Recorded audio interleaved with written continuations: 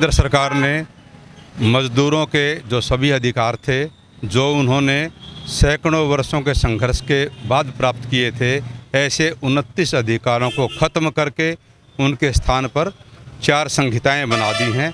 ये संहिताएं श्रमिकों के पूरी तरह खिलाफ हैं। इनसे उनके हित पूरे नष्ट हो जाएंगे और पूंजीपतियों की और कॉरपोरेट घरानों की जेबें भरेंगी। तो आज जन संघर्ष मंच हरियाणा, समता मूलक महिला संगठन और गोहाना के विभिन्न कर्मचारी संगठन, रोडवेज कर्मचारी, इन सब ने मिल कर के केंद्र सरकार के इस श्रमिक विरोधी रवैये के खिलाफ गोहाना शहर में जुलूस निकाला है।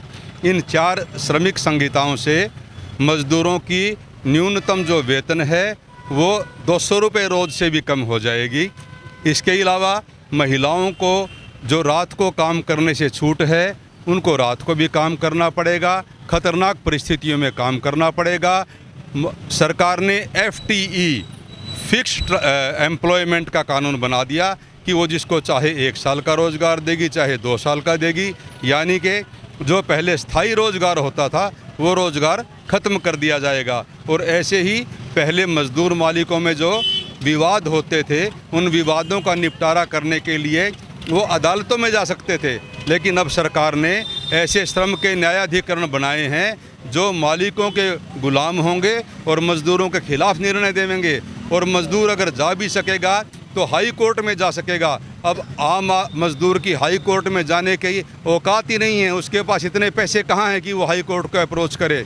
उसके अलावा जो मज़दूरों का PF कटता था, जिसको प्रोविडेंट भविष्य निधि कहते हैं, वो अब से पहले 6% कटता था और रिटायरमेंट के बाद जो मज़दूर है वो उसकी थोड़ी बहुत सुरक्षा हो जाती थी, लेकिन अब उसको भी 6% से घटा करके 4% कर दिया गया है। ऐसे ही फैक्ट्री एक्ट के दायरे से 80% फैक्ट्रियां बाहर कर दी गई है, यानी कि अब 80% फैक्ट्रियों पर कोई भी श्रम कानून लगेंगे नहीं। इसके अलावा जो मज़दूर हैं उनको संगठन बनाने के जो अधिकार थे, उन अधिकारों को बहुत सीमित कर दिया। अब मज़दूर संगठन बना ही नहीं पाएंगे और इसके अलावा उनको हड़ताल करने से पहले 2 महीने का नोटिस देना होगा। और इसमें भी जो कंसीलिएटरी कमेटी हैं उसको इतना खींच देंगी कि मज़दूरों के लिए हड़ताल करना ही नामुमकिन हो जाएगा।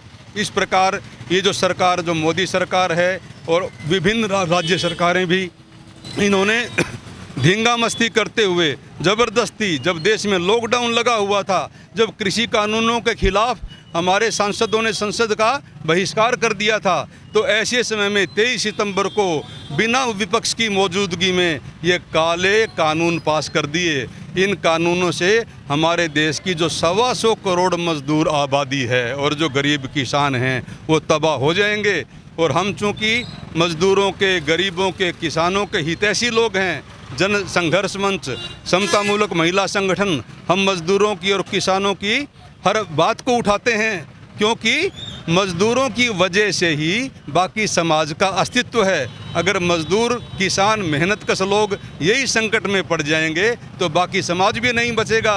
ये चंद पूंजीपतियों के जो कॉरपोरेट बिट्ठू हैं, ये इस देश को छोड़ करके भाग जाएंगे। निकट भविष्य में ऐसी स्थिति आएगी कि किसान आंदोलन कर रहा है, उसके साथ मज़दूर भी मिल करके आंदोलन करेगा। और इस प्रकार इस पूंजीवादी व्यवस्था, इस निज़ाम को चलाने वाली जो सरकारें हैं और जो पूंजीपति वर्ग है, उसको हमारे श्रमिक, हमारे मेहनतकश, हमारे मज़दूर, किसान, कर्मचारी, छात्र, नौजवान, महिलाएं, दलित, आदिवासी सब मिल करके इस निज़ाम को उखाड़ फेंकेंगे। अगर सरकार अभी नहीं चेतती, आज हम राष्ट्रपति को ज्ञापन देंगे।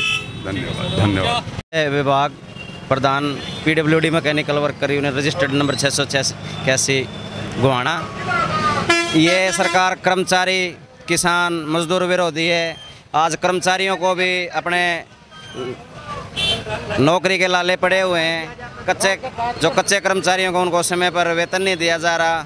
और जो कृषि कानूनों की बात है उनको रद्द किया जाए, क्योंकि अन्न देवता जब परेशान होगा तो सारी पब्लिक, चाहे कोई मजदूर हो, किसान हो, चाहे कोई कर्मचारी हो, चाहे व्यापारी हो, चाहे कितना भी बड़ा अधिकारी हो, इसे अनाज पर स्थिति निर्भर करती है। और जो श्रम कानूनों में 8 घंटे का समय था उसको बढ़ाकर ये सरकार 12 घंटे करने जा रही है। तो कर्मचारी भी इसके बिल्कुल खुल के विरोध में है। इन्होंने तेल बेच दिया, रेल बेच दिया और शिक्षा के जो मंदिर थे उनको भी आज अनपढ़ आदमियों के हाथों में ये सरकार देने जा रही है। तो हम इसका डटकर विरोध करेंगे। ये फायदा किसको होगा? किसान परेशान है, मजदूर परेशान है, हाँ, काम किस फायदा कुछ ही हाथों में है। जो डॉक्टर साहब भी कह रहे थे, कॉर्पोरेट हैं, जो बड़े बड़े घराने हैं, 2-4 अडानी हैं, अंबानी है, सिर्फ कुछ ही हाथों में सारी पूंजी जाने लग रही है। किसानों की जो फसल है उनको पैकिंग करके दुगने दामों में मार्केट में बेचा जा रहा है। इसमें कह रहे हैं मध्यम वर्ग भी हताश है, क्योंकि मध्यम वर्ग को ये माना जाता था भाई अपना जैसे तैसे करके मजदूरी करके नौकरी करके काम चला लेते, लेकिन आज इतनी महंगाई में सब कुछ त्रस्त हो गया है।